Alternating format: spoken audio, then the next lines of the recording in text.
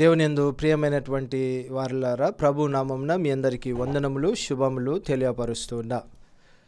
ఈ సమయంలో మీ అందరి ముందుకు ఈ రీతిగా రావటానికి ఈ చక్కటి అవకాశాన్ని ఇచ్చినటువంటి దేవదేవునికి కృతజ్ఞతా స్తోత్రములను చెల్లిస్తున్నా. అదే రీతిగా మన రాయలసీమ అధ్యక్ష మండలపు పీఠాధిపతులు the right reverend doctor P Isaac Varaprasad తండ్రి గారికి, తల్లి గారికి నా నిండు కృతజ్ఞతలు తెలియపరుస్తున్నా.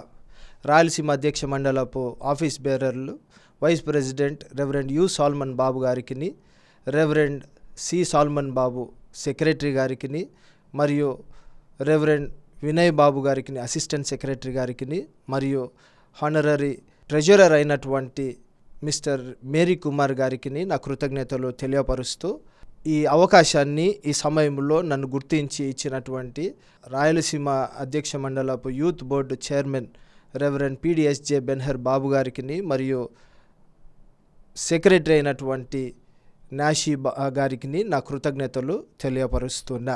ఈ సమయం కొరకు నాకు ఇవ్వబడినటువంటి అంశము క్షమాపణ అని తెలియపరుస్తూ వాక్య ధ్యానంలోనికి వెళ్తున్నా. ప్రార్థించుకుందాము.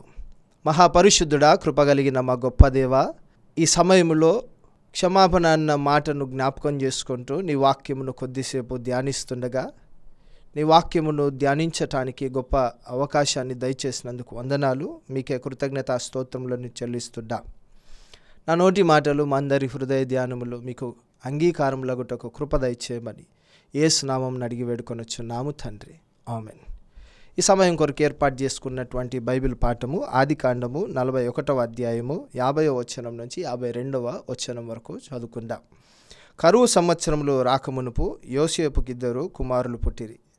ఓను యొక్క యాజకుడైన పోతీఫరు కుమార్తెయగు అసేనతు అతనికి వారిని కనెను. అప్పుడు యోసేపు, దేవుడు నా సమస్త బాధను నా తండ్రి ఇంటి వారిని అందరినీ నేను మరిచిపోయినట్లు చేశానని చెప్పి తన జ్యేష్ఠ కుమారునికి మనష్షే అని పేరు పెట్టెను. తరువాత అతడు, నాకు బాధ కలిగిన దేశమందు దేవుడు నన్ను అభివృద్ధి పొందించెనని చెప్పి రెండవ వానికి ఎఫ్రాయిం అని పేరు పెట్టెను. దేవునియందు ప్రియమైనటువంటి వారలారా, ఇప్పుడు ఏర్పాటు చేసుకున్నటువంటి అంశం కొరకు ఒక చిన్న కథను జ్ఞాపకం చేసుకుందాం. ఒకానొక గ్రామంలో నూతనంగా జతపరచబడినటువంటి దంపతులు దేవుణ్ణి ప్రార్థించుకుంటూ దేవుని యొక్క ఆశీర్వాదములతో వారి దాంపత్య జీవితాన్ని కొనసాగిస్తుండగా, సంతానం కొరకు దేవుని ప్రార్థించి దేవుని సన్నిధిలో ఆయనను ఆరాధించినప్పటికీ చాలా సంవత్సరముల తర్వాత సంతానం కలగరని నిర్ధారించుకున్న ఇద్దరు వీధులలో ఒక చిన్న బాలుడిని తీసుకొని వచ్చినారు. ఒక చిన్న బాలుడిని తీసుకొచ్చినటువంటి దంపతులు ఆ చిన్న బాలుడు చినిగిపోయినటువంటి బట్టలతో ఉండగా, చిరిగిపోయినటువంటి బూట్లతో ఉండగా, చిరిగిపోయినటువంటి బట్టలను బూట్లను తీసివేసి ఆ చిన్న పిల్లవానికి నూతనమైనటువంటి బట్టలు వేసి శుభ్రంగా తయారు చేసి కుటుంబంలో చేర్చుకున్నటువంటి ఈ దంపతులు మరి ఆ పిల్లవాడిని జాగ్రత్తగా పెంచుతూ ఉన్నారు. తప్పు చేసినప్పుడు సరిచేసేటువంటి వారు తల్లిదండ్రులు. ఆ సమయంలో ఆ చిన్నవాడు తప్పులు చేసినప్పుడు తల్లిదండ్రులు అన్నీ మరిచిపోయారు, కానీ తన పాత స్థితిలో ఉన్నటువంటి బూట్లను మాత్రము ప్రతిసారి తప్పులో చూపిస్తూ ఉన్నారు. నీ యొక్క పరిస్థితి ఇలాంటిది, నీ యొక్క యోగ్యత ఇలాంటిదని తనను నీచంగా మాట్లాడుతూ వస్తూ ఉన్నారు. దేవునియందు ప్రియమైనటువంటి వారలారా, ఇక్కడ ఈ తల్లిదండ్రులు ఆ పిల్లవాని స్థితిని మరిచిపోలేదు, ఆ పిల్లవాని స్థితిని క్షమించటం లేదు. ఆ పిల్లవాడు తప్పు చేసినప్పుడంతా ఆ పిల్లవాడికి తన పాత స్థితిని జ్ఞాపకం చేసుకుంటూ సరిచేస్తూ ఉన్నారు. దేవునియందు ప్రియమైనటువంటి వారలారా, ఈరోజు ఎంచుకున్నటువంటి అంశము క్షమాపణ. దేవుని అవధులు లేనటువంటి క్షమాపణను గురించి ఈరోజు మనము జ్ఞాపకం చేసుకుంటున్నాం. దేవుడు అన్నీ మరిచిపోయాడు. సిలువలో తాను పలికినటువంటి మొదటి మాట, తండ్రి వీరేమి చేయుచున్నారు, వీరు ఎరుగరు గనుక వీరిని క్షమించండి అనేసి తాను అన్నింటినీ భరించాడు. 40 రోజులు ఉపవాసం ఉన్నాడు, 40 రాత్రులు ఉపవాసం ఉన్నాడు. రాత్రి గెత్సెమనే తోటలో చెమటను రక్తబిందువుల్లాగా కార్చినాడు. ఆ యేసుక్రీస్తు ప్రభుల వారు ఉదయం 6 గంటల నుంచి ఆయన 39 కొరడా దెబ్బలు తిన్నాడు.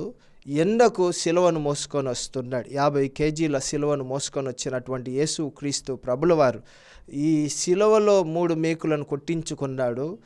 తన పైనున్నటువంటి వస్త్రాలన్నీ తీసివేయబడ్డాడు. ఆ దేవదేవుడు ఇంత శోధించబడినా, ఇంత హింసించబడినా, ఇంత బాధ పెట్టబడినా కూడా ఆ యేసుక్రీస్తు ప్రభుల వారు పలికినటువంటి మొదటి మాట, తండ్రి వీరేమి చేయుచున్నారో వీరు ఎరుగరు గనుక వీరిని క్షమించండి అనేసి అన్నాడు. ఆ క్షమాపణ ఈరోజు మనలో ఉండాలని, ఆ క్షమాపణ గురించి ఈరోజు మనము ధ్యానిస్తూ ఉన్నాం. ఈ క్షమాపణ అన్నటువంటి మాట గ్రీకు పదములో నుంచి వచ్చినటువంటి పదము అఫీమే అనేసి అని అంటున్నారు. ఎక్కడ ఈ పదము ఉపయోగించబడినదనంటే మత్తయి సువార్త 6వ అధ్యాయంలో 12వ వచనంలో నుంచి 15వ వచనంలో పరలోక ప్రార్థనలో యేసుక్రీస్తు ప్రభుల వారు మనకు నేర్పించినటువంటి పరలోక ప్రార్థనలో ఆయన నేర్పిస్తున్నాడు. మా ఎడల అపరాధములను చేసిన వారిని మేము క్షమించిన ప్రకారం మా అపరాధములను క్షమించండి అని నేర్పిస్తున్నటువంటి ఆ యొక్క గుణాన్ని గురించి ఈరోజు మనం జ్ఞాపకం చేసుకుంటున్నాం. మన పట్ల ద్వేషములు, అసూయలు కలిగి మన పట్ల దురుసుగా ప్రవర్తించినటువంటి వారిని క్షమించటం గురించి ఈరోజు మనం జ్ఞాపకం చేసుకుంటున్నాం. దేవుని యందు ప్రియమైనటువంటి వారులారా, మన జీవిత కాలం అంతా యేసుక్రీస్తు ప్రభుల వారు క్షమించేటువంటి గుణములో ఒక మంచి సాక్షిగా ఉన్నాడు. ఆయనను మించినటువంటి వారు ఎవరు ఈ భూమి మీద కనబడనటువంటి వారుగా ఉన్నారు క్షమించటంలో. అందుకు పేతురు ఒకసారి యేసుక్రీస్తు ప్రభుల వారి దగ్గరికి వచ్చి, అయ్యా ఎన్నిసార్లు మేము క్షమించాలి అని ఆయన అడుగుతున్నాడు. 7 సార్లు క్షమించాలా అని అంటే మత్తయి సువార్త 18వ అధ్యాయం 22వ వచనంలో ఆయన అంటున్నటువంటి మాట 70 సంవత్సరముల మట్టుకు మనం క్షమించాలి అనేసి అని అంటున్నాడు. క్షమించటం అన్నది మనలోనికి మనం తీసుకోవాల్సినటువంటి ఒక గొప్ప గుణము అనేసి అని అంటున్నాడు. ఇది వేదాంతకారులు అంటున్నటువంటి మాట, it is a glorious experience to forgive others అనేసి అని అంటున్నారు. సైకాలజీ చదివినటువంటి వారు ఏమంటారనంటే క్షమించటానికి మనలో ధైర్యం ఉండాలి అనేసి అని అంటున్నాడు. దేవుని యందు ప్రియమైనటువంటి వారులారా, ఈ రెండింటిని ఆధారం చేసుకొని బైబిల్లో కొన్ని సందర్భాలను జ్ఞాపకం చేసుకుందాం. దేవుడు కొందరిని క్షమించినాడు, మానవులైనటువంటి వారు కొందరిని క్షమించినారు. పాత నిబంధనలో మనం గమనించినట్లయితే యాకోబు తన తండ్రిని అన్నను మోసం చేసినప్పుడు దేవుడు క్షమించినాడు, అన్న క్షమించినాడు. మోసపూరితంగా జ్యేష్ఠత్వాన్ని తీసుకున్నప్పటికీ కూడా అన్యాయముగా ఆయనకు రావలసినటువంటి జ్యేష్ఠత్వాన్ని మరి యాకోబు తీసుకున్నప్పుడు యాకోబును మరి తండ్రి క్షమించినాడు, అన్న క్షమించినాడు, దేవుడు క్షమించినాడు. దేవుడు 20 సంవత్సరముల తర్వాత ఆయనను దేశముగా ఆశీర్వదించినటువంటి వాడుగా ఉన్నాడు.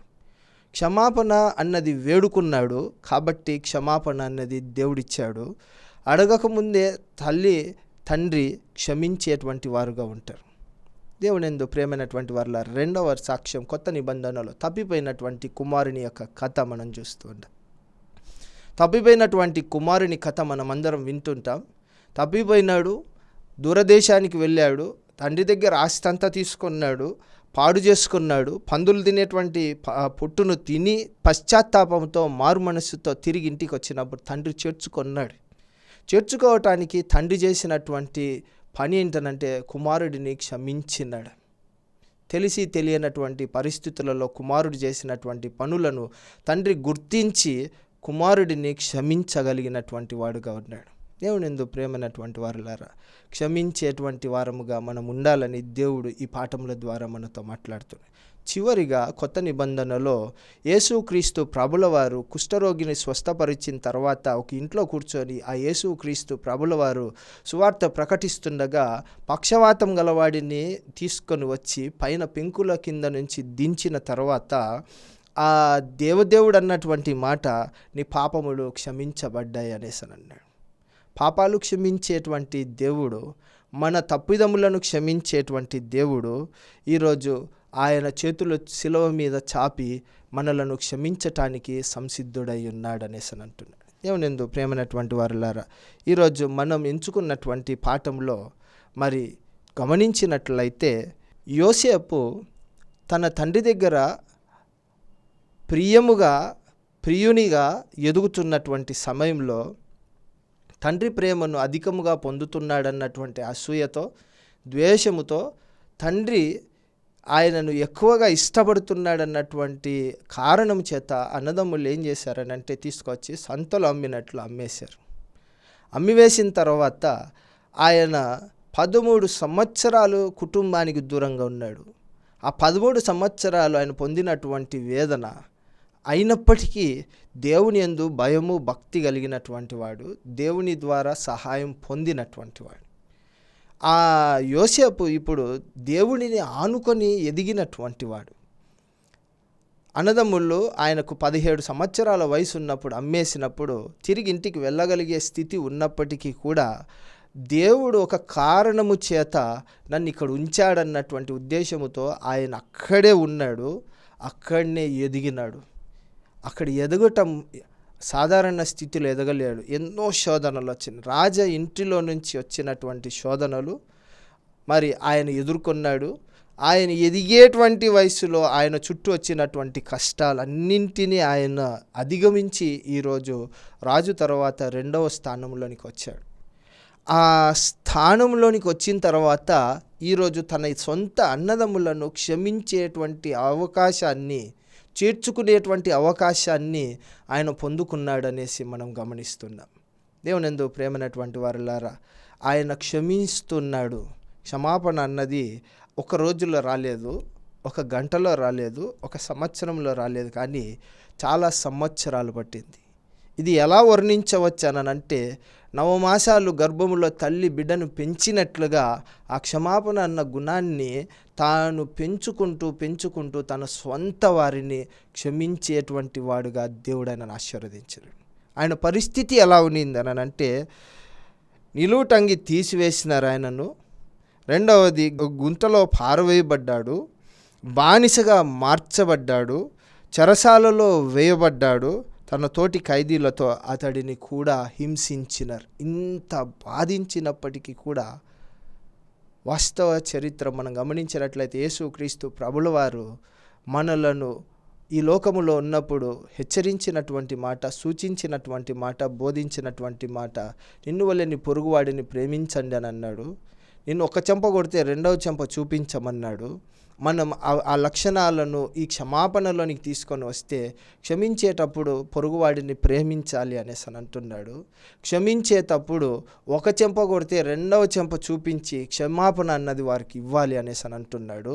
దావీదు కీర్తనకారుడు 103వ కీర్తనలో ఎందుకు క్షమించబడ్డాము, ఎలా క్షమించబడ్డాము, ఏమేమి క్షమించబడ్డాము అనేసి అని అంటున్నాడంటే, నా ప్రాణమ యెహోవాను సన్నుతించుము, నా అంతరంగంలోనున్న సమస్తమైన పరిశుద్ధ నామమును సన్నుతించుము, ఆయన చేసిన ఉపకారములలో దేనిని మరువకుము, నీ సంకటములన్నింటినీ కుదుర్చువాడు, ఆయనే నిన్ను క్షమించేటువంటి వాడని, నీ పాపములను క్షమించేటువంటి వాడనేసి ఆయనను గురించి వర్ణిస్తూ ఉన్నాడు. ఆ రీతిగా దేవుడు నిన్ను క్షమించినప్పుడు, ఆ క్షమాపణ అన్నది ఈరోజు పొందుకున్నప్పుడు, దేవుని యందు ప్రియమైనటువంటి వారులారా, మనము దేవుని లాగా బ్రతికేటువంటి వారంగా ఉండాలి అనేసి అన్నట్టు.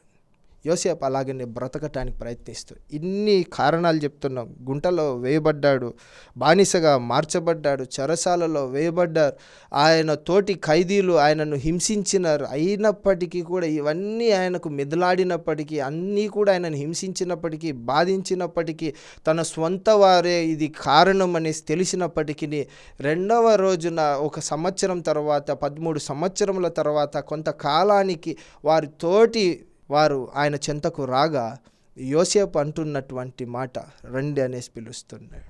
2 చేతులు చాపాడు, పిలుచుకున్నాడు, కౌగిలించుకున్నాడు, వాళ్ళను హత్తుకొని వారికి సహాయం చేసినటువంటి వాడుగా ఉన్నాడు. మరి ఈ లోకములో మనము హింసించబడతాం, బాధించబడతాం, అవమానించబడతాం.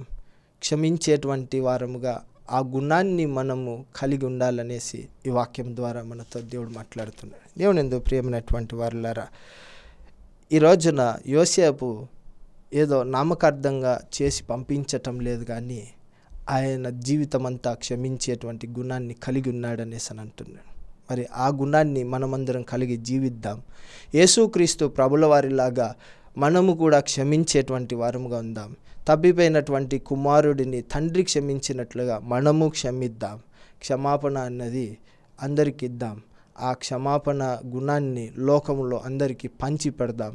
అందరం స్నేహభావంతో, ఐకమత్యంతో దేవుణ్ణి ఆరాధిద్దాం. ఈ 40 దినాల కాలంలో ఆ దేవుడు మనలను క్షమించినట్లుగా మనము ఇతరులు మన పట్ల చేసినటువంటి దోషములను క్షమిస్తూ దేవుని యొక్క క్షమాపణ కొరకు ఎదురు చూద్దాం. అటువంటి ధన్యత దేవుడు మనందరికీ దయచేయను గాక. దేవుడు మిమ్మలను, మీ కుటుంబములను దీవించి ఆశీర్వదించి కాపాడును గాక. ఆమేన్.